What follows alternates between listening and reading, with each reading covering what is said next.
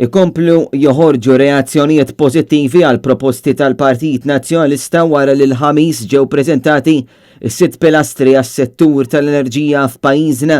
Il-proposti tħabbru mill-kap tal-Partit Nazzjonalista Bernard Grech u mill-kelliem għall-enerġija Ryan Kallus fejn saret enfasi kbira fuq il-ħtiġijiet preżenti u futuri ta' pajjiżna.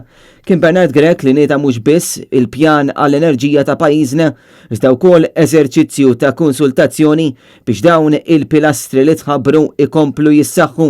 Lesti li nisimgħu l-opinjoni ta' kulħadd, l-opinjoni tagħkom għalina hija importanti u għalhekk aħna konvinti li magħkom u permezz tagħkom nistgħu ntejbu dan il-pjan biex tassew igawdi kulħadd. Mal-gazzetta Il-Mument il-professur Tony Sant mill-Fakultà tal-Inġinerija fl-Università ta' Malta spjega għaliex jemmel li pajjiżna jeħtieġ li jkollu taħlita ta' sorsi differenti ta' enerġija u insista li Malta jeħtieġ li tikkunsidra bis-serjetà l-enerġija li tkun ġejja mir-riħ, waħda mill-ħafna proposti li qed jagħmel il-Partit Nazzjonalista sabiex inħarsu lejn il-possibilità tat-turbini tar-riħ offshore. Irdu nħarsu lejn dan il-pjan tagħna mhux biss minn aspett ta' flus fil-but, imma anka għal kwalità ta' ħajja aħjar. F'kumenti li għadda ma' Il-Mument anki l-avukat Franco De Bono tenna li l-pjan tal-enerġija tal-Partit Nazzjonalista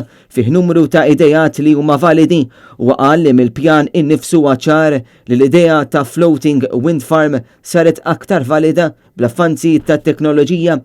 Ikkumentat ukoll id-Direttur Ġenerali tal-MDA Marti Sportelli li spjegat għaliex wasalna f'mument fejn issa rridu nħarsu lejn is-sostenibilità kemm dik ambjentali u kif ukoll dik ekonomika u finanzjarja fejn insistiet fuq l-importanza li wieħed jinvestu wkoll f'sistemi sostenibbli oħrajn.